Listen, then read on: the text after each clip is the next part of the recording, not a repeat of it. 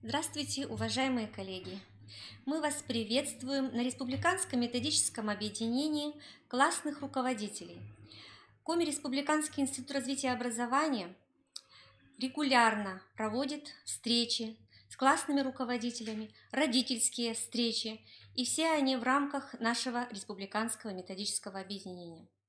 Также у нас в городе будет завтра еще одна встреча. Это будет городское методическое объединение, и мы очень надеемся, что два этих мероприятия будут действительно значимыми для нашего педагогического сообщества.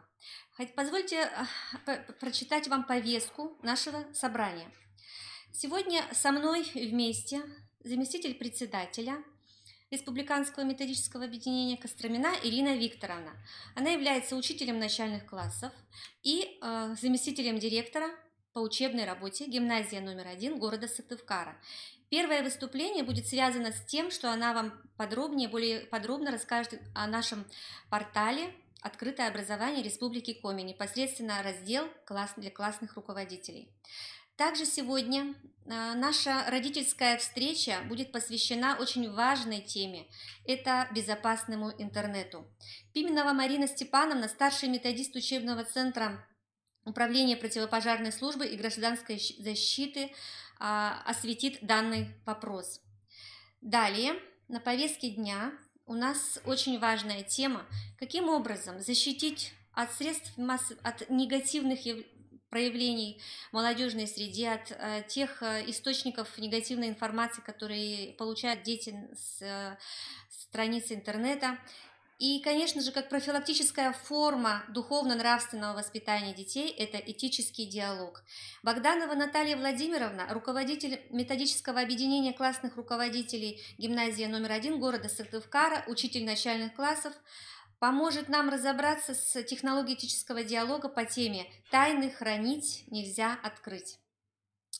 Также по данной теме выступит представитель школы номер 36 города Сыктывкара, учитель начальных классов Маркова Наталья Тарасовна.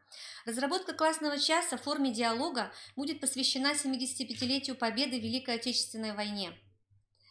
Сегодня очень важна тема, каким же образом разобраться на просторах интернета с той информацией, которая поможет нам в обучении и воспитании наших детей. Чупрова Елена Николаевна, кандидат искусствоведческих наук, доцент кафедры культурологии, руководитель информационно-образовательным центром «Русский музей», виртуальный филиал. Мы сегодня, встреча с ней поможет нам познакомиться с темой «Виртуальный русский музей как средство профилактики и защиты молодежи и детей от негативных информаций». И в завершении сегодня еще раз мы с вами поговорим о тех ресурсах и возможностях Коми Республиканского института развития и образования в качестве проведения родительских собраний, использования курсов неурочной деятельности и тех информационных источников, которые мы можем вам предложить в качестве подспорья для того, чтобы вы могли работать с учащимися и с родителями. Вот такая обширная повестка дня. И сейчас позвольте мне передать слово моей коллеге Ирине Викторовне. Пожалуйста, Ирина Викторовна. Добрый день, уважаемые коллеги. Я хочу еще раз вас познакомить с таким ресурсом, как открытый портал Республики Коми «Открытое образование». Как нас найти, и нам бы очень хотелось с вами держать обратную связь.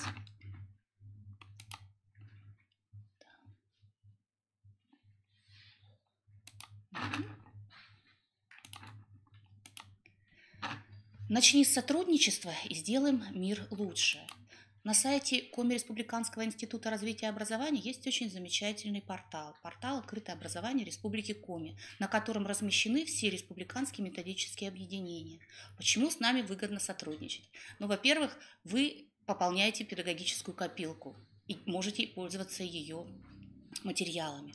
Во-вторых, вы обобщаете свой опыт. И, конечно же, это большой плюс к вашей аттестации. Ну, как же найти этот портал? Сначала мы выходим на сайт Коми Республиканского института развития образования. Все ссылочки, которые представлены на презентации, они действующие.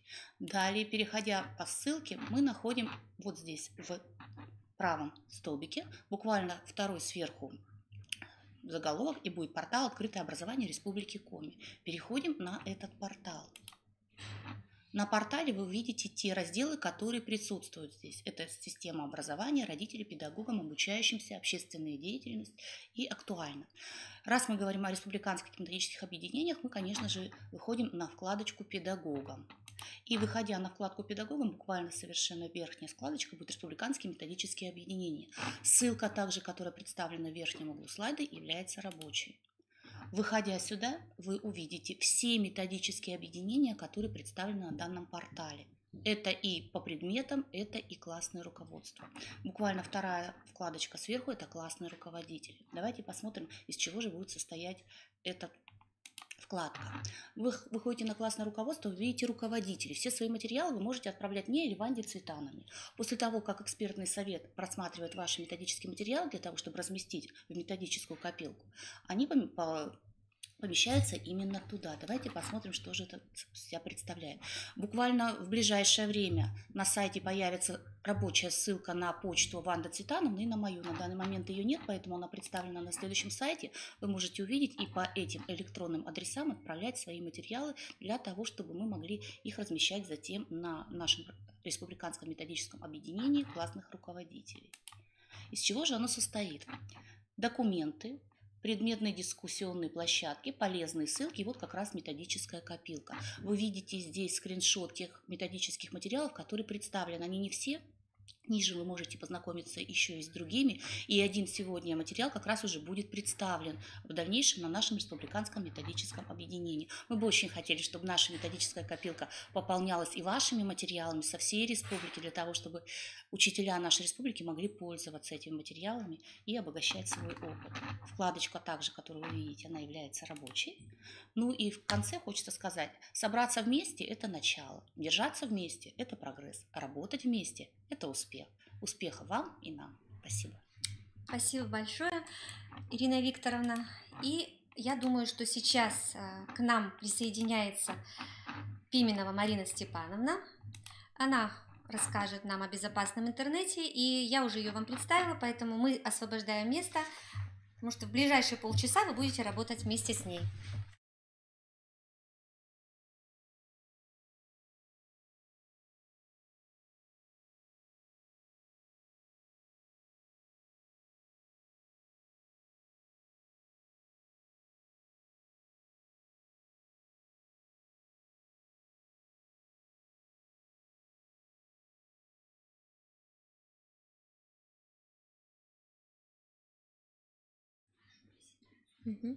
Всем здравствуйте, уважаемые коллеги. Меня зовут Пименова Марина Степановна, я являюсь старшим методистом образовательного подразделения «Учебный центр Управления противопожарной службы и гражданской защиты Республики Коми». И на ваше обозрение хочу представить такую презентацию, методическую разработку о том, как вести детям себя в интернете. Мы знаем, что каждый родитель заинтересован в том, чтобы его дети безопасно вели себя. И каждый родитель учит, как правильно переходить дорогу. Но как вести себя в интернете, на какие проблемы надо обращать внимание, я и хочу сегодня вам показать и рассказать.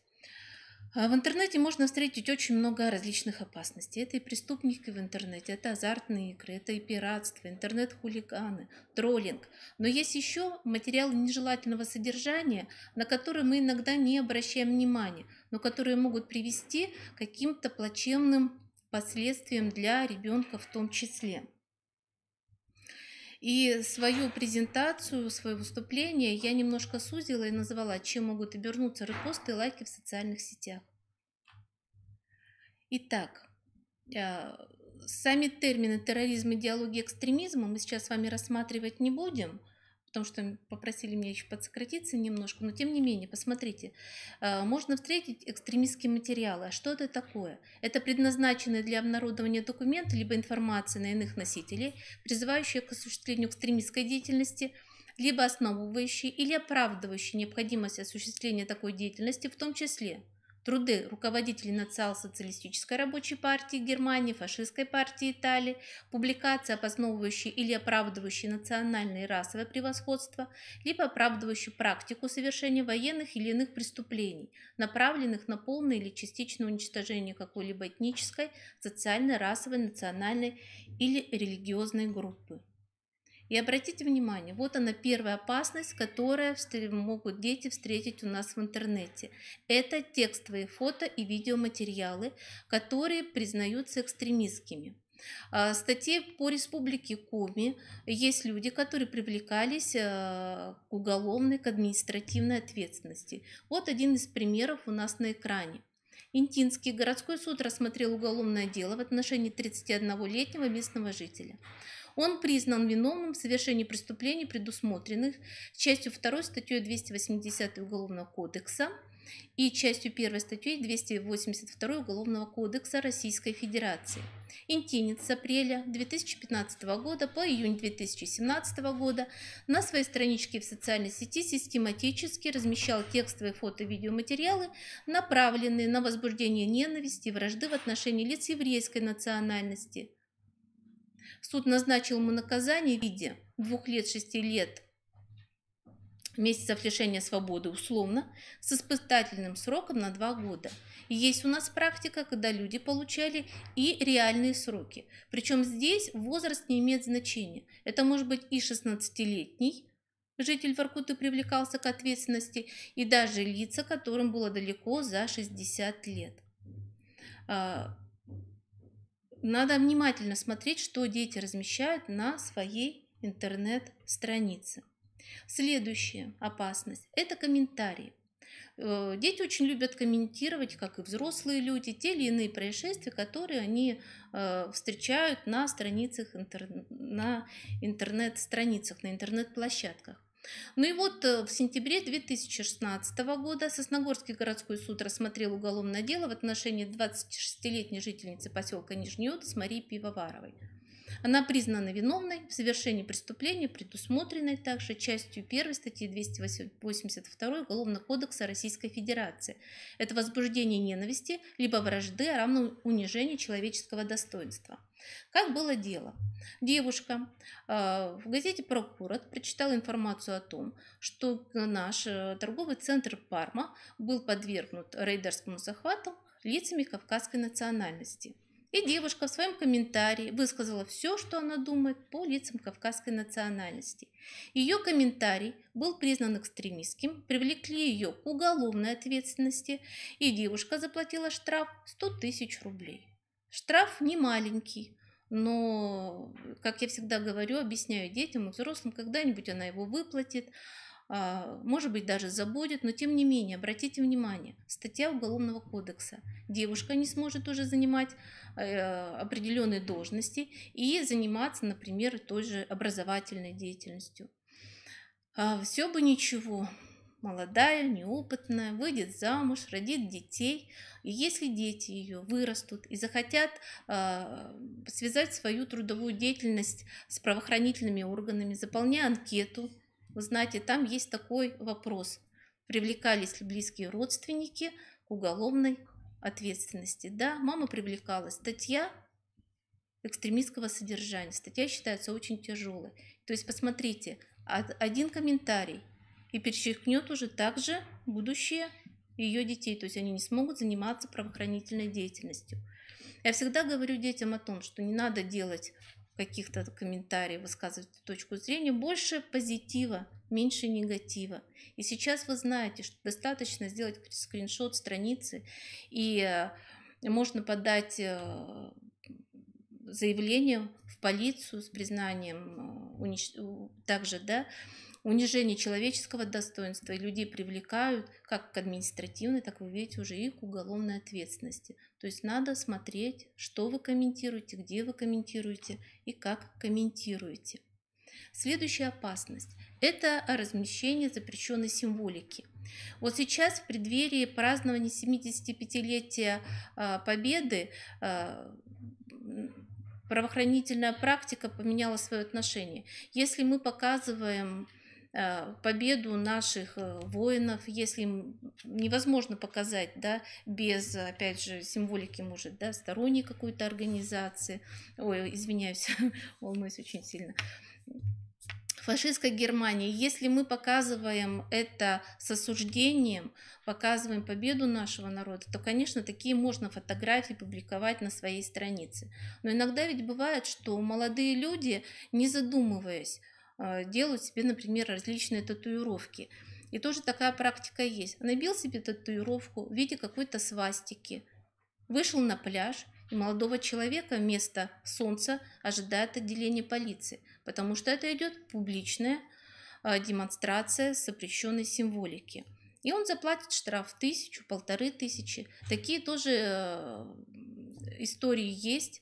И вот одна из историй у меня на слайде, когда Сыктывкарский городской суд привлек молодого человека, тоже по статье уже статье 20.29, за то, что он разместил на своей странице ВКонтакте свою фотографию, где он был запечатлен в футболке с изображением какой-то террористической, экстремистской организации, которая запрещена у нас в Российской Федерации. Городской суд привлек правонарушителя к ответственности в виде штрафа в размере 1000 рублей. Был случай, когда в Краснодаре молодой человек разместил на своей странице ВКонтакте видеоматериалы, печатные материалы тоже с символикой нацистской Германии. Суд привлек его к ответственности, и за каждый такой снимок он заплатил по 1000 рублей. Но не это возмутило молодого человека, штраф он заплатил, но сказано у нас в законе, что те средства связи, с помощью которых была демонстрация данной символики, они тоже конфискуются законом. Молодой человек дошел до Верховного суда, Верховный суд признал и оставил в силе решение прежнего суда. Опять же, когда после одного из занятий ко мне подошли наши девушки, молоденькие девушки, одного из колледжей, говорят о том, что ведь руны, Перун, там тоже используется символика. Я говорю, девочки, прежде чем что-то демонстрировать, вы все-таки посмотрите и подумайте, стоит это публиковать или не стоит, как к этому отнесутся. Вот здесь можно тоже говорить очень много, и к тому, что размещает ребенок на своей странице, тоже надо уделять очень и очень большое внимание.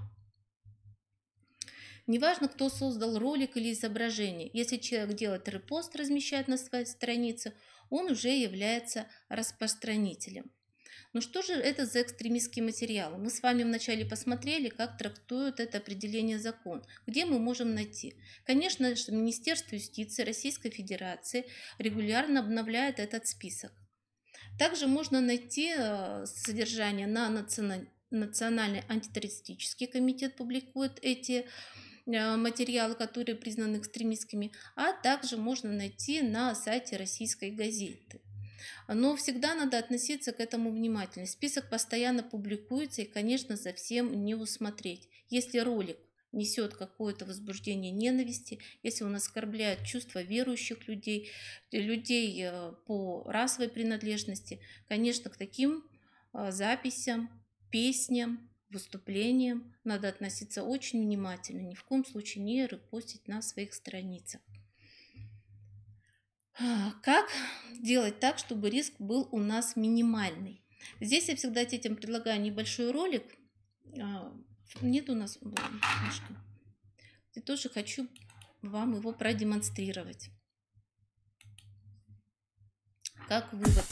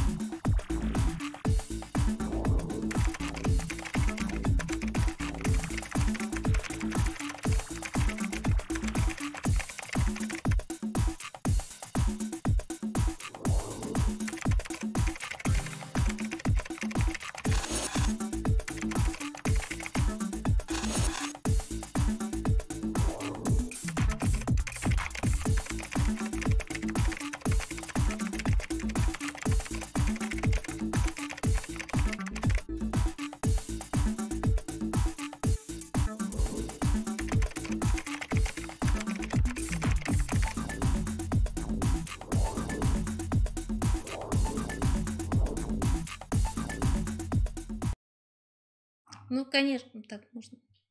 Ну, конечно, в конце был такой шуточный совет постить котиков. Он всегда вызывает у детей улыбку и у взрослых людей. Но, тем не менее, конечно, задумываться надо.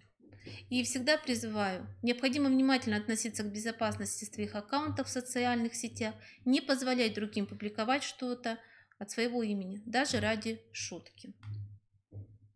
И следующая проблема, которая очень остро стоит у нас в интернете, если мы с вами изучим тему о том, как действуют террористические организации в интернете, это, конечно, вербовка сторонников террористов. Данным слайдом я бы хотела показать о том, что никто не застрахован от того, что знакомого, близкого, либо еще кого-то завербуют. Некоторые думают, что ну это где-то как-то, но только не у нас. Нет, на самом деле не образование, не возраст, не вероисповедание не влияет на то, может человек быть завербован или нет. Это, конечно, совершенно отдельная тема, она требует очень серьезной подготовки, серьезного объяснения. Тем не менее, хочется несколько слайдов вам показать, что проблема эта существует. Вот на примере Варвары Карауловой, девочка, которая училась у нас в МГУ, которая великолепно владела английским и арабским языками, тем не менее была завербована, вовремя обратили внимание родители на то, что проблемы у девочки, вовремя ее уже с территории Турции вернули в Москву, но тем не менее связь с боевиками она тогда не прервала, более того, она передавала сведения, которые были секретными. Когда она попала под программу защиты свидетелей, девушка была осуждена, провела 4 года в тюрьме, и потом по прошению президента ее выпустили. Ну, как говорят некоторые специалисты, что этой девушке мы еще, возможно, услышим. И здесь можно говорить достаточно долго. Вообще вербовка в ИГИЛ, она очень сходна с вербовкой тоталитарной секты. Об этом, может, расскажут более подробно специалисты, но вот данный слайд, основные принципы вербовки, он и нам показывает. Во-первых, это материальный принцип. Молодых людей завлекают и говорят о том, что будет очень много различных благ, будет очень большая зарплата. И молодой человек думает, ну съезжу я год, повоюю, ну и после этого, как вернусь, у меня будет и машина, и квартира, и все материальные блага. Это может быть для девушек такой социальный принцип, построить романтические отношения, могут завести разговор, начиная с котиков, поэзии и так далее. Мы должны понимать, что по ту сторону экрана находятся очень серьезные психологи. Так, в одной из передач я видела, девочка 15-летняя вышла на связь с представителями террористических организаций. Начался разговор у них с тем, что она говорит, вот вы такие плохие, вы убиваете. Они говорят, а почему мы так делаем? И завязался диалог. То есть самое главное – это начать диалог у них. И уже через 2 недели девочка спрашивает, а как у вас можно выйти замуж? На что ей отвечать, замуж у нас можно выйти с 17-летнего, 16-летнего и даже с 15-летнего возраста. И достаточно произнести определенные слова перед компьютером, девушка считается, что уже вышла замуж. Конечно, картинка там прекрасного молодого человека, не того, которого мы видим сейчас на экране, но когда девочка приезжает, девушка, да, кто там будет ее мужем, никто не знает. Используется также идеологический принцип, политический принцип, ну и основные площадки вербовки, об этом говорят все специалисты, это как раз социальные сети. Ну и кроме того, конечно, учебные заведения, это могут быть религиозные заведения, ну и городская инфраструктура, такие как рынки, стройки и так далее. Здесь я более подробно не буду пока останавливаться. И вот сейчас возникла новая проблема. Проблема, которую этим летом себя очень серьезно проявила. Вы знаете, что сейчас в конце июля, в начале августа в Москве прошли протестные акции. И если вы почитаете специальную литературу, то вы увидите, что основная масса и основное направление было рассчитано на молодежь. Молодежь вывести на данные протестные акции. Причем как это проводили, тоже уже в интернете есть отработанная схема. Так, например, молодых людей не призывали на митинги. Они могли состояться, вот такие репосты, да, выходите 10 августа в 14 часов гулять на проспект Сахарова, послушаем каких-то исполнителей, а после погуляем по Москве, по ночной Москве. И молодой человек или девушка думает о том, что они сейчас прекрасно погуляют все вместе, попадает в совершенно другую ситуацию. Ведь никто не говорит о том, что эти митинги были несанкционированные, и значит, были особые требования к его участникам. В навигации различные были просьбы: приходите, посмотрите, что будет на Тверской, то есть в разных уголках. Также на каких-то, может быть,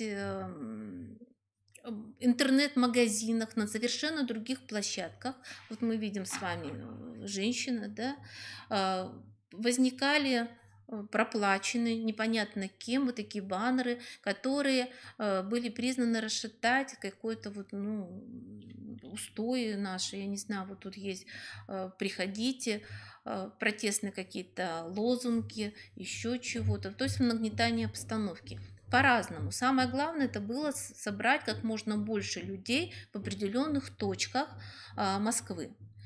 Причем потом появлялись координаторы, которые уже по отработанной схеме начинали действовать и людей заводили. Причем в интернете также были инструкции о том, как позвать своих родных. Была также акция «Приди сам и приведи 10 своих друзей». Приди сам и приведи с собой маму. И были даже советы, если мама говорила: я не хочу участвовать в никаких мероприятиях, я не хочу революции, ей отвечали: конечно, мы как раз и выходим для того, чтобы у нас не было революции, чтобы у нас не было каких-то протестных митингов. И даже посмотрите, какие были советы. Да? Можно прийти на митинг и забрать какую-нибудь хлопушку, пусть люди порадуются. А к чему может привести взрыв в толпе? Вот хочу показать небольшой такой ролик.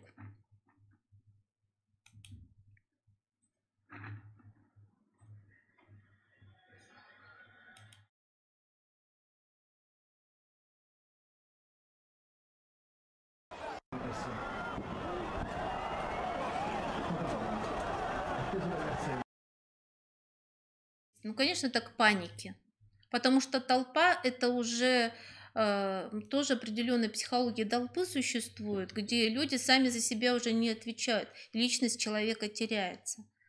Вот такие были протестные акции, детей вовлекали. Причем люди, которые это организовывали, они заводили толпу, начинали выкрикивать определенные лозунги.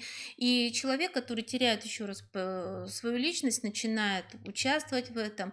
Все это уже прописано в так называемых цветных революциях. И вот эти зачинщики, координаторы толпы, они уже продумывали о том, как уйти безнаказанных. Вы, наверное, тоже видели ролики по телевидению, показывали, когда идет молодая семья с ребенком, координатор подходит, молча берет младенца, уже договоренность такая есть, надевает на себя на кенгуру с этим ребенком и спокойно выходит. А толпа, которая заведена, которая может кинуть пустую бутылку, да, в представителей МВД, начинает заводиться, начинают действовать силовыми методами наши органы. Людей забирают, молодых людей, отвозят в кутузку, и в лучшем случае они получают административный штраф, ну и, конечно же, уже испорченную какую-то анкету. То есть, а люди-то ведь не подготовлены к тем действиям, которые будут. Я всегда призываю тут вот молодых людей очень аккуратно к этому относиться и не попадаться в лапы таким манипуляторам. Манипуляторами судьбами детей, я просто так это и считаю. То есть кто предупрежден, тот вооружен. Молодые люди, когда выезжают, они остаются одни, в большие города особенно, чтобы они знали, что такие технологии есть, и на них просто-напросто не поддаваться. Ну и еще одна тема – это лайк, не уволься, как потерять работу из-за активности в социальных сетях. Это то, о чем сейчас очень много говорят. Мы видим стюардесса, которая показала неприличный жест на фоне пассажиров, была уволена. Ну и также вот молодая девушка, вроде бы как ничего предрассудительного она не делает, она целует бутылку водки, но это судья. И затем судебная этика признала ее данный снимок несовместимым с образом судьи, и девушка была просто-напросто уволена. Это отдельная тема, и надо сказать, что 50% работодателей просматривают страницы кандидатов на ту или иную работу в социальных сетях, потому что наши профили в социальных сетях говорят о нас очень и очень много. Вот посмотрите, профиль в социальной сети – это наш двойник. 10 наших лайков уже много могут рассказать о нас. 300 вообще могут составить наш портрет, если психолог еще особенно посмотрит, и о человеке можно сказать больше, чем его родители. То есть посмотрите, если молодой человек говорит о том, что он увлекается спортом, что он ведет активный образ жизни, а его фотографии, где он в кругу друзей, где он с бутылкой, там они веселятся, либо еще что-то, понятно, что то, что он написал в анкете, не соответствует действительности. Вообще есть такая история, произошла очень интересно в Америке, когда один папа американской несовершеннолетней девушки был очень возмущен о том, что некая фирма прислала рекламные проспекты для его дочери, где предлагались различные бутылочки для детей, памперсы и другие какие-то предметы для новорожденного. Он сказал, как это так? Я узнал о том, что дочь моя беременна только через 2 недели после того, как поступили эти материалы. Оказывается, просматривается, что девушка лайкала, что она смотрела, и уже определенная модель поведения позволила предположить, что она ждет ребенка, и были представлены уже рекламные такие проспекты. То есть очень надо внимательно относиться, что вы размещаете. Казалось бы, при чем здесь Трамп? На самом деле социологи говорят о том, что Трамп построил свою рекламную кампанию не так, как все президенты, как Хиллари Клинтон, а он ушел в социальные сети. И какой-нибудь там американец чернокожий, просматривая картинку, раз ему подсовывают невзначай картинку, где Трамп там в обнимку с каким-то представителем, да, данной расы находится. Человек увлекается футболом, вот вам фотография, где Трамп на футбольном поле болеет за какую-либо команду. Причем, если это команда того человека, которого есть, вообще замечательно. И говорят, именно так, такая вот политика, такая пропаганда позволила ему выиграть и выборы в Соединенных Штатах Америки. Вот. На эту тему можно говорить очень много, можно приводить очень много примеров. Всегда делаем вывод. 7 раз подумай, 1 публикуй. И в сети интернет надо вести себя уже не так, как раньше. Мы думали, что это свобода самовыражения. Нет, государство со своими законами тоже входит и в информационное поле наше. Кратко у меня все. Хочу представить свои контакты 30 11 10. Если кого-то заинтересовала эта тема, мы можем также выйти и провести занятия в образовательных учреждениях с детьми. Большое спасибо за внимание. Всего хорошего.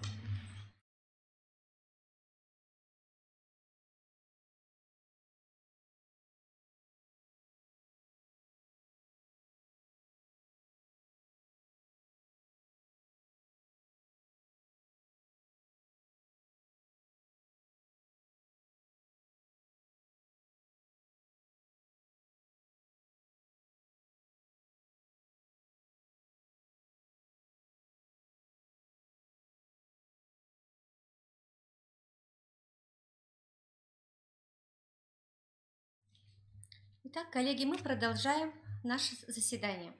Следующий выступающий Богданова Наталья Владимировна, руководитель методического объединения классных руководителей, учитель начальных классов, гимназия номер 1 города Сыктывкара. Итак, мастер-класс в форме этического диалога «Тайны хранить нельзя открыть». Пожалуйста, слово вам, Наталья Владимировна. Спасибо. Я приветствую всех участников вебинара и хотела бы сегодня с вами поговорить о том, как работает технология этического диалога. Духовно-нравственное воспитание младших школьников – это неотъемлемая часть работы учителя начальных классов. Необходимость духовно-нравственного развития, воспитания детей закреплена и в федеральном государственном образовательном стандарте начального общего образования, где в пункте 6 говорится об этом, и в концепции духовно-нравственного воспитания и развития личности гражданина России. Таким образом, духовно-нравственное воспитание младших школьников и развитие является первостепенной задачей современной образовательной системы и представляет собой важный компонент социального заказа для образования. Как же в современных условиях формировать духовно-нравственную личность? Следует подумать не только о нравственном содержании учебных предметов, но и о педагогических технологиях, которые бы позволили осуществлять взаимосвязь моральных знаний и представлений, получаемых в школе, с повседневной жизнедеятельностью детей, формирующих у них опыт нравственного поведения.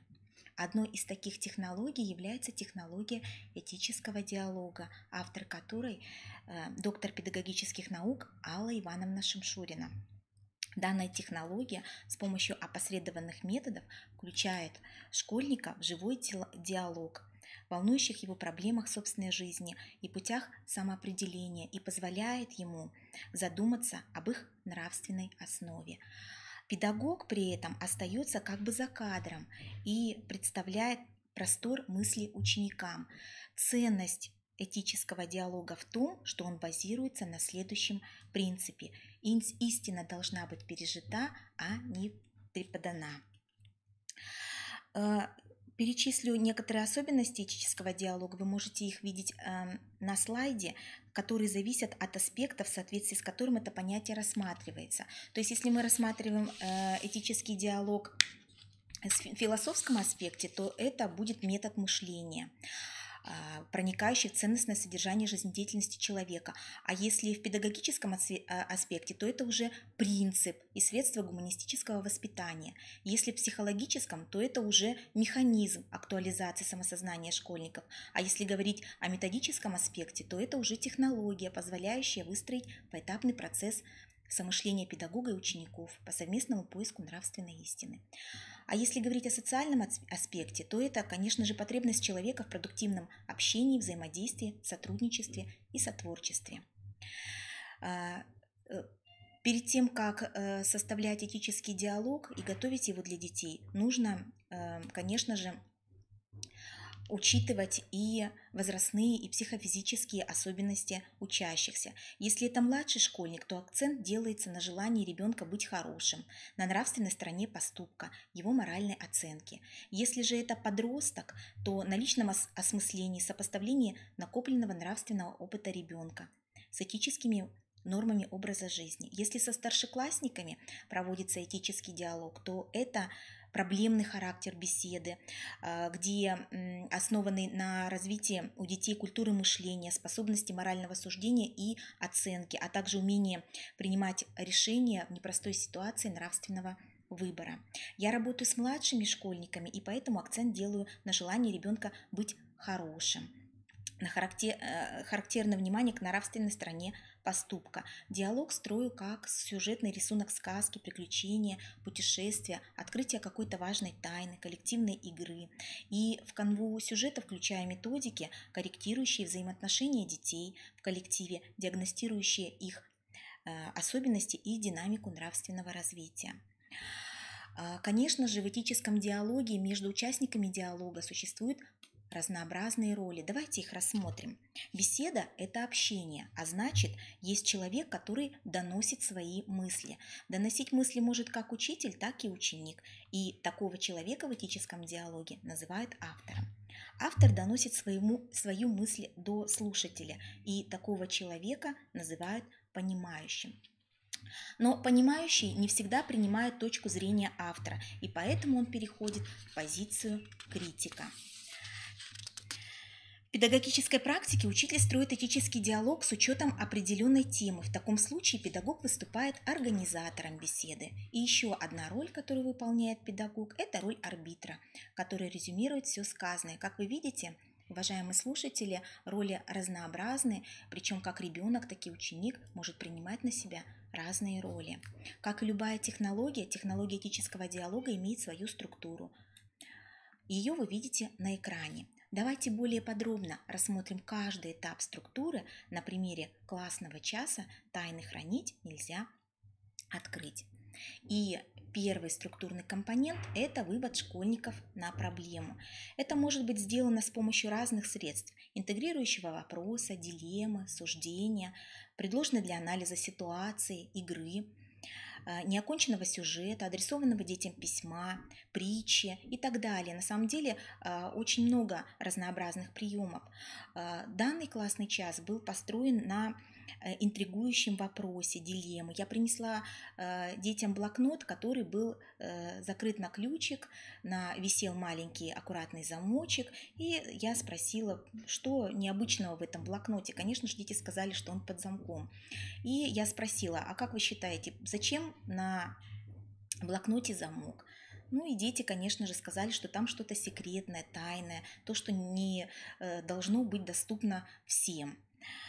Ну и дальше идет следующий этап структурного компонента этического диалога – это построение логической цепочки развития мысли. Это диалог, беседа, вопросы, поэтому здесь основные вопросы данного этапа – почему, как вы думаете, вопросы последовательные, углубляющие в проблему. Они выстраивают пошаговую структуру, определенную цепочку. И если говорить на примере данного классного часа, да, также я спросила, о чем мы будем сегодня говорить. Тема разговора: тайны хранить нельзя открыть. Посмотрите, какое длинное предложение, да, как его правильно прочитать, где сделать здесь логическое ударение. Вот когда я проводила данный классный час, детям очень сложно было понять вообще, что это, почему я задаю такой вопрос, и как же здесь делать логическое ударение. Позже, в конце урока, когда была рефлексия, мы к этому вернулись. Как правильно прочитать, что такое тайна? Дети отвечают на вопросы, причем хочу еще акцентировать внимание, что здесь очень такая вот педагог должен понимать о том, что он только лишь ведет, да, диалог, никакие свои собственные суждения он не говорит, он выслушивает мнение детей и может лишь только говорить о том, что мнение ребенка понятно, спросить мнение других детей, свое личное мнение, свое личное отношение при этическом диалоге педагог не высказывает. Вы видите систему вопросов, да, какие есть тайны, нужно ли их хранить, почему, знаете ли вы такие профессии, где просто необходимо уметь хранить тайну, кому доверяли тайны, доверяли ли вы кому-нибудь свои тайны, кто-то что-то вам рассказывал, да, вот такой вот постепенно логической цепочкой, да, мы подходим к следующему этапу. Я говорю о том, что хотела бы прочитать детям стихотворение и узнать их мнение, подходит ли данное стихотворение к теме разговора. Его вы видите на слайде. «Кража доверия» называется стихотворение Асадова. Читала я его сама, дети очень внимательно слушали.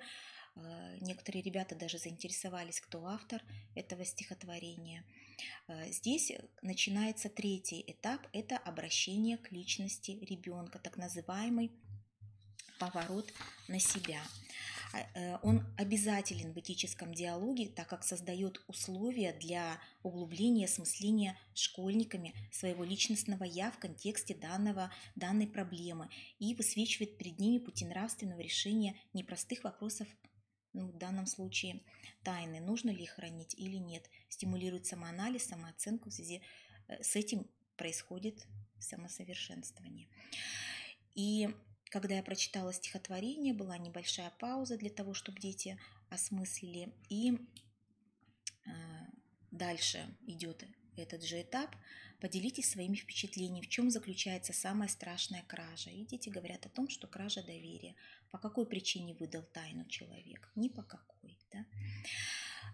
Как можно назвать такого человека? Были ли у вас случаи, когда вы бы доверили тайну? Как раз таки вот здесь и есть поворот на себя. Да? Были ли у вас такие случаи? Что вы чувствовали при этом? Как вы теперь относитесь к такому человеку? То есть дети здесь делятся своими личностными переживаниями, если они были, своим личным опытом. А сами ли вы рассказывали чужие тайны? То есть здесь уже тоже идет поворот на себя. Ну и дальше следующий этап – точка наивысшего напряжения, как кульминация. Она сопряжена с обращением к личности школьника, его жизненному и нравственному опыту, с необходимостью нравственного выбора в той или иной ситуации. Так как это ученики начальных классов, то чаще всего здесь происходит работа либо с текстами, да, либо с такими ситуациями, которые приближены вот к опыту, да, жизненному детей, с теми ситуациями, которые могли бы с ними случиться. Этот рассказ составлялся, он не где-то был, да, взят, это составлен был самостоятельно. Кратенько расскажу, что был мальчик. Однажды мальчишки взрослые решили пойти на пляж искупаться и попросили никого об этом не говорить. Мальчишки поклялись, что ни при каких обстоятельствах не расскажут взрослым о своей задумке. И вот мальчика, которому доверили эту тайну, переполняла радость от того, что у него есть такая тайна, которую он не может рассказать никому. И дальше идет, то есть рассказ дробится на части, и в рассказ вклиниваются вопросы на осмысление, на осознание, на опору на личный опыт ребенка. Почему поход на речку ребята превратили в тайну? Ну, потому что нельзя было детям, да, уходить, а они без разрешения пошли.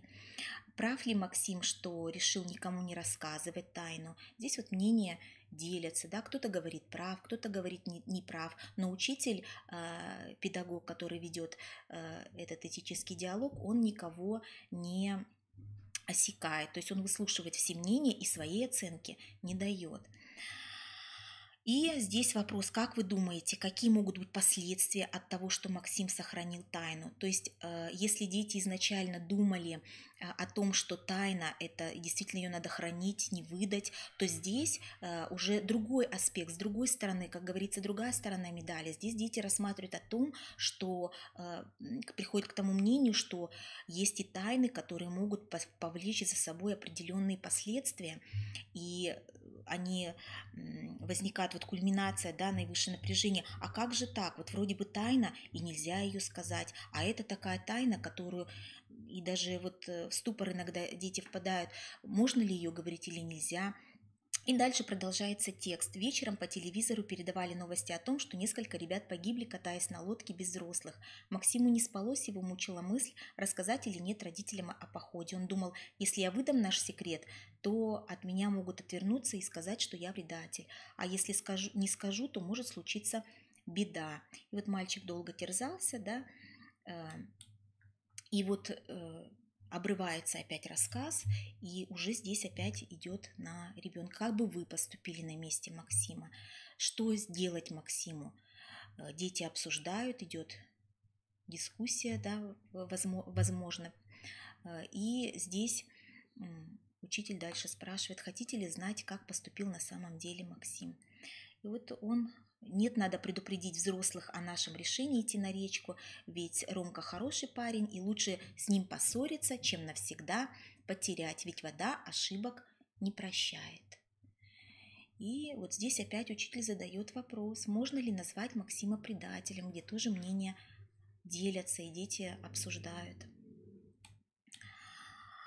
Ну и последний, пятый этап, резюме диалога, как смысловое заключение или, возможно, переход к следующей проблеме. Данное резюме может быть выражено как открытый финал, побуждающий детей задуматься по поводу обсуждаемой проблемы. Этим финалом педагог побуждает детей к самоосмыслению и стимулирует их нравственное развитие.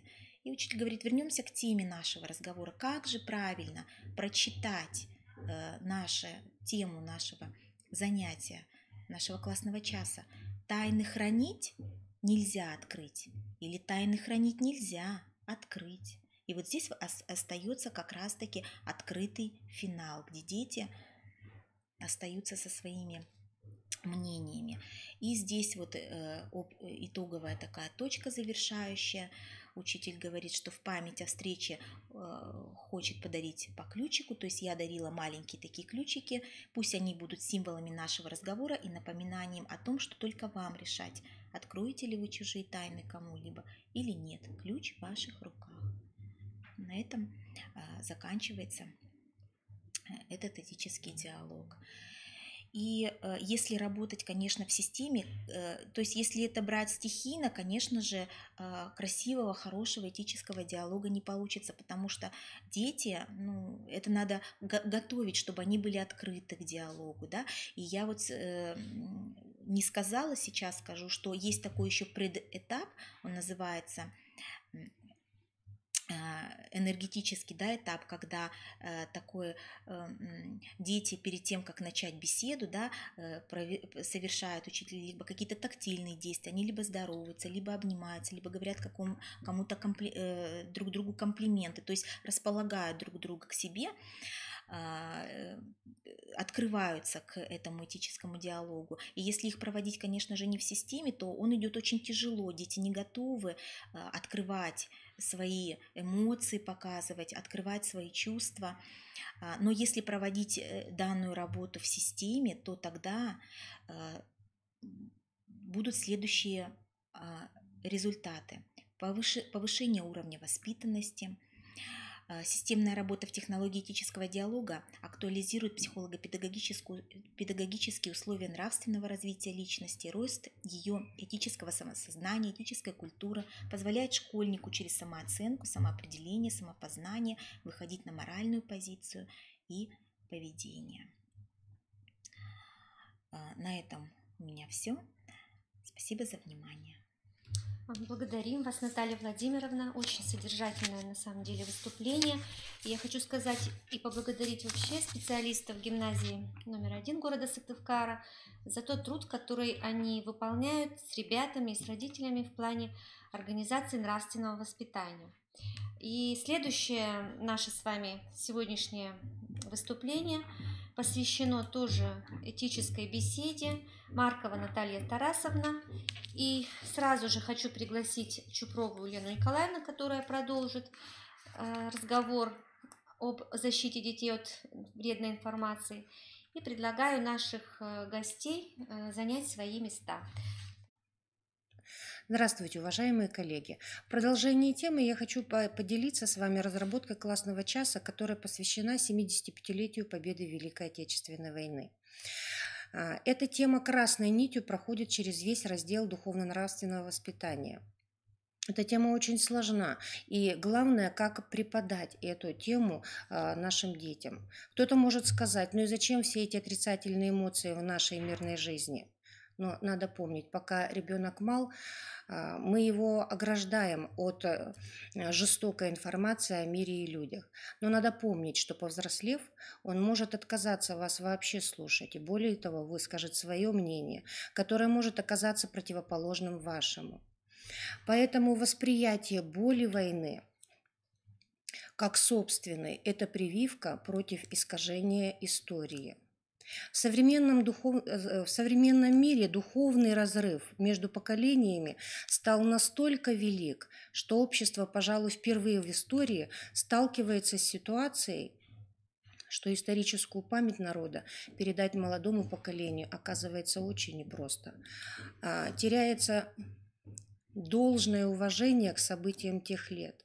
Все чаще дети смотрят на Запад, на красивые рекламные картинки о той, другой жизни, не понимая всей сути. В худшем случае они готовы покинуть страну уже сейчас. Проблема четвертого поколения связана с тем, что потомки, которые не застают живых свидетелей военных лет, уже ничего не чувствуют. Да, их окружают образы войны, памятники, военная техника, люди в форме. Мы проводим с ними классные часы. Вот поэтому передача им истории памяти русского народа – это вопрос, быть или не быть. Почему классный час я выстроила в форме этического диалога? Да потому что Именно он, по моему мнению, помогает не только слушать, думать, размышлять, но и задуматься о самом главном. В данном диалоге открывается завеса архивных записей письмо Бормана относительно политики на оккупированных территориях. Разная реакция была на этот документ у детей разных поколений. Если 4 года назад была очень сильная эмоция, а как же так, а почему, то сейчас дети реагировали более жестче на этот документ. Ребенок сначала высказал такую мысль, значит, что если я уеду за границу, то я буду скрывать, что я русский. Но прошло немного времени, он пришел мне с другим уже более, с другим документом, принес выдержку из письма Бормана и сказал: нет, именно я поеду на Запад, но не буду скрывать свои корни. Суть этого документа. Дети читали здесь о планах развития голубой расы и, в принципе, уничтожения этноса славян. И в этом классном часе было еще использовано стихотворение Юрия Воронцова «Опять война». Начиналась она так: опять война, опять блокада, а может нам о них забыть? Я слышу иногда: не надо раны бередить, ведь это правда, что устали мы от рассказов о войне, и о блокаде мы читали, стихов достаточно вполне. Вот с этого и начинался наш диалог. Этот диалог полностью вы можете посмотреть на сайте КРИРО. А я на этом заканчиваю. Добрый вечер. Вашему вниманию предлагается виртуальный русский музей как ресурс, который способен обогатить воспитательный процесс, образовательный процесс и досуг как взрослых, так и детей самых разных возрастных категорий. Государственный русский музей, первый русский музей, организованный на государственном уровне в конце XIX века, представлял в своей экспозиции все этапы развития отечественного искусства. За свой период существования русский музей значительно пополнил коллекции и наработал очень большое количество методов, форм работы с различными категориями целевых посетителей. Музейная педагогика развивалась в Центре музейной педагогики, и когда в конце XX века в силу исторических обстоятельств Государственный русский музей начал утрачивать завоеванные в области музейной педагогики, в области экспозиционной деятельности позиции, то руководство Русского музея приняло очень важное решение для обновления форм работы со своими посетителями.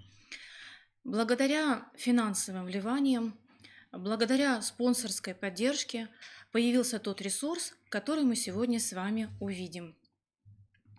Когда мы задаем в любом браузере «Виртуальный русский музей», мы попадаем с вами именно на эту страничку. Во вкладке «События» будут отражены те события, которыми может нас порадовать виртуальный русский музей и виртуальные филиалы. В городе Сыктывкаре есть 2 виртуальных филиала на базе Национальной галереи Республики Коми и Сыктывкарского государственного университета имени Петерима Сорокина. Сразу надо оговориться, что медиатека виртуального филиала будет отличаться от тех ресурсов, которые выложены онлайн. Соответственно, методы работы у нас будут различными, формы работы будут различными, и мы будем достигать различных результатов. Но в удаленном режиме можно использовать те ресурсы, которые представлены во вкладочке «Онлайн-ресурсы», и с ними мы сейчас познакомимся. Коллекция позволяет нам с вами познакомиться с теми шедеврами, которые хранятся в коллекции Государственного русского музея. Как видите, они разделены на определенные разделы. Все разделы устроены по одинаковому принципу, поэтому мы посмотрим любой из них. Мы открываем с вами, например, живопись. Мы можем увидеть как все произведения, так шедевры, так и то, что нам рекомендуют для ознакомления. Мы можем определенным образом выполнить поиск по именному указателю авторов, по жанрам и сюжетам, по периодам развития отечественного искусства, по ключевым словам, либо выполнить расширенный поиск по коллекции. Когда мы выбираем одно из произведений, мы получаем достаточно подробную информацию об авторе этого произведения, о самом произведении. И есть историческая характеристика, которая поможет выполнить нам с вами определенные задания в рамках образовательного процесса.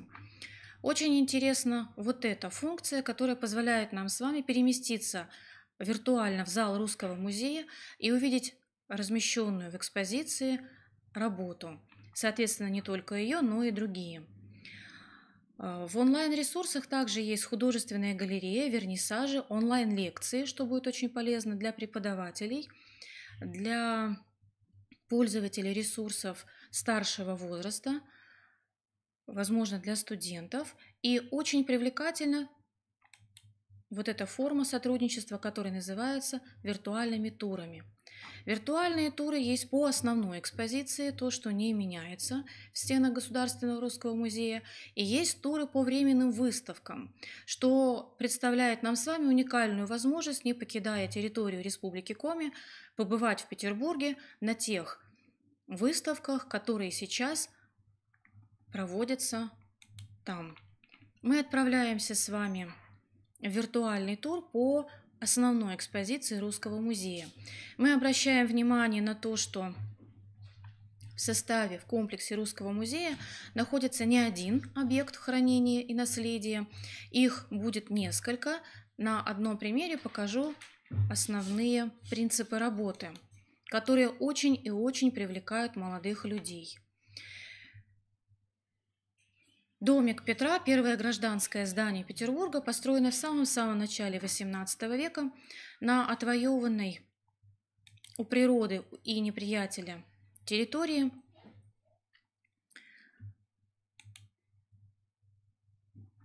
Как знак нового этапа развития отечественной культуры.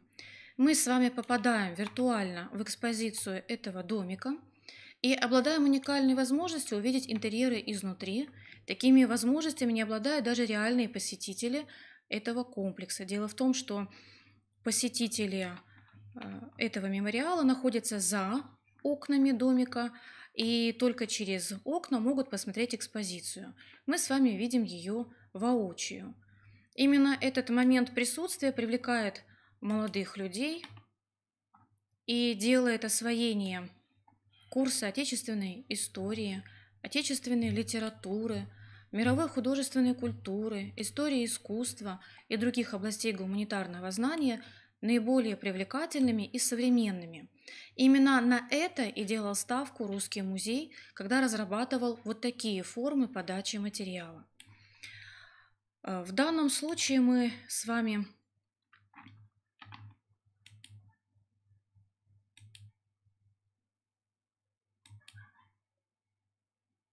можем получить достаточно подробную информацию о тех экспонатах, которые хранятся в этом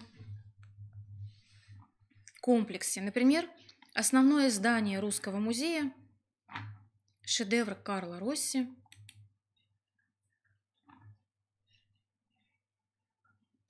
хранит в своих залах уникальные произведения отечественной живописи и скульптуры. И белые квадратики рядом с произведением дают нам возможность познакомиться с историей, описанием. Это можно делать как во фронтальной работе, так и в индивидуальной деятельности. Мы можем увеличивать произведение, можем его уменьшать, выполнять с ним какие-то действия, можем путешествовать по экспозиции и в такой форме знакомить или себя, или наших подопечных, наших воспитуемых с теми ресурсами, которые предусмотрены в нашем образовательном маршруте. Помимо этого, хочется предложить вашему вниманию еще и канал YouTube Государственного русского музея. Мы видим с вами здесь самые разные формы взаимодействия. Беседы об искусстве с Русского музея, как видите, достаточно продолжительны, профессионально организованы и предлагают нашему вниманию лекции классического типа. Творческие встречи в мультимедийном кинотеатре Русского музея обогащают нас с вами творческим потенциалом тех людей, произведения которых представлены в Русском музее на временных или постоянных выставках. Сага о династии – это отдельный проект Русского музея.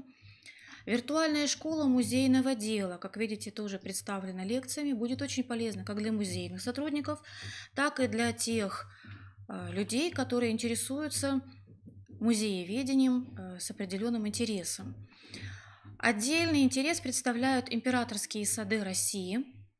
Это международный фестиваль, который отражает разные стороны организации такого очень важного и интересного направления деятельности Государственного русского музея, как взаимодействие с садами. Семинары и конференции предлагают нашему с вами вниманию очень-очень насущные проблемы. Говоря о том, что Русский музей выходит для взаимодействия со своими потенциальными посетителями в виртуальное пространство, сотрудники Русского музея отдают себе отчет, какие последствия может иметь это для развития отечественной культуры, для развития средств трансляции отечественной культуры, сохранения и многие иные. Об этом диспуты, об этом круглые столы, об этом различные заседания, которые можно здесь увидеть. Знакомство с коллекциями музеев России – это те музеи, которые являются партнерами Государственного русского музея, и они тоже нас с вами обогащают самыми разными возможностями, когда мы можем познакомиться с коллекциями, уникальными коллекциями, не выходя за пределы своего дома. Для того, чтобы продемонстрировать вам, насколько все это интересно, актуально и творчески осмысленно, мы посмотрим фрагмент видеоролика.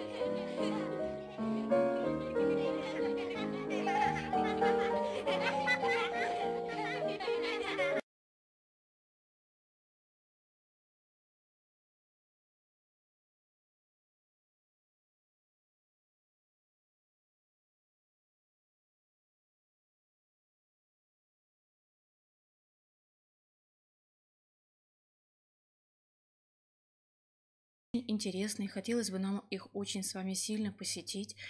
Мы с вами имеем возможность обогатить этими знаниями не только самих себя, но и тех, с кем мы работаем, с кем мы хотели бы поделиться этой радостью.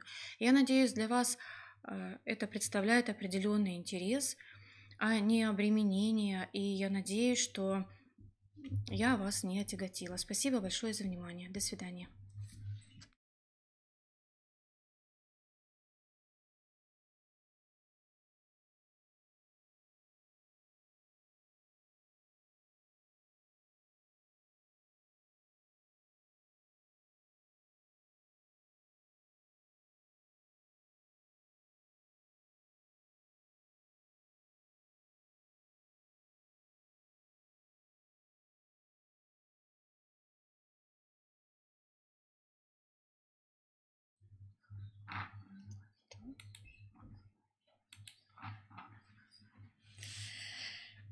Итак, уважаемые коллеги, я очень благодарна всем выступающим, которые сегодня сорганизовались таким образом, помогли нам провести это совместное заседание. И я очень надеюсь, что информация была очень полезной как классным руководителям, так же родительской общественности и даже учащимся старших классов. Особенно вот безопасный интернет, я думаю, что эта информация просто для них сегодня, для старшеклассников, очень актуальна. Ну и хотела обратить ваше внимание, уважаемые коллеги, Ванда Цветановна, методист Центра развития общего образования и социализации воспитания личности. И на сайте Коми Республиканского института развития и образования есть целый ряд, список тех специалистов, которые оказывают услуги в консультационном центре, в том числе и я. И если вот вы обратите внимание на общие сведения, руководство, педагогический состав, есть такой хороший ресурс, как возможность записаться на консультации именно к тем специалистам, которые вот в данном случае ведут не только очные консультированные, но и выездные консультации, которые оказывают определенные услуги. Есть у нас родительская академия, в которой несколько клубов. Клубная работа также ведется у нас. И в данном случае семейный родительский клуб «Моя семья» с моим руководством, с моей организацией, с моей математикой, которую я вам могу озвучить, в общем-то, все темы связаны с духовно-нравственным образованием, воспитанием, которые связаны с моральными дилеммами, которые помогут родителям разобраться с проблемами, которых могут поучаствовать дополнительно специалисты, психологи, священнослужители, которые присоединяются к работе, к деятельности родительского клуба «Моя семья» и помогают нам совместно участвовать, помогать решать те или иные задачи. Также хотела бы еще в заключении, уже в завершении сказать о том, что Коми Республиканский институт развития и образования занимается еще и подготовкой различных программ. Одна из авторских программ, которая помещена на сайте Коми Республиканского института развития и образования в разделе «Ресурсы». Тоже, уважаемые коллеги, обращаю ваше внимание, ресурсы изданий института, в которых именно в электронном разделе, в электронной части находится программа авторская, которая называется «Азбука права». Данная программа разработана для учащихся с 1 по 11 классов. На основе данной программы можно взять и разработать свою собственную рабочую программу под тот или иной возраст. И моя задача сегодня не только проинформировать вас о том, что этот ресурс имеется, но и моя задача сказать о том, что если вам необходимо на педагогическом совете, на заседании методического объединения классных руководителей в той или иной образовательной организации, и если такая потребность есть, я могу прийти рассказать подробно о возможностях работы по данной программе и представить учебно-методический комплекс, потому что на сегодняшний день данная информация, которая имеется в программе «Азбука права», она также нацелена на то, чтобы оказать именно информационную помощь, оказать методическую помощь и показать возможности и те подводные камни, которые могут встретить подростки на пути в процессе познания, в процессе самопознания и, соответственно, может быть, даже творческой деятельности при разработке тех или иных проектов. Поэтому вашему вниманию, уважаемые коллеги, сегодня представлено было комплексное сопровождение процесса организации просветительской деятельности с учащимися и с родителями. И я надеюсь, что наше сегодняшнее методическое заседание обязательно будет в завершении завтра продолжением на городском методическом объединении, а также мы ждем от вас заявки, вопросы. Мы находимся, наш Центр развития общего образования, социализации и воспитания на 3-м этаже. В частности, я нахожусь в 332-м кабинете, и поэтому всех вас приглашаю для активного сотрудничества в рамках Республиканского методического объединения классных руководителей. Благодарю вас за внимание, желаю вам успехов и всего доброго.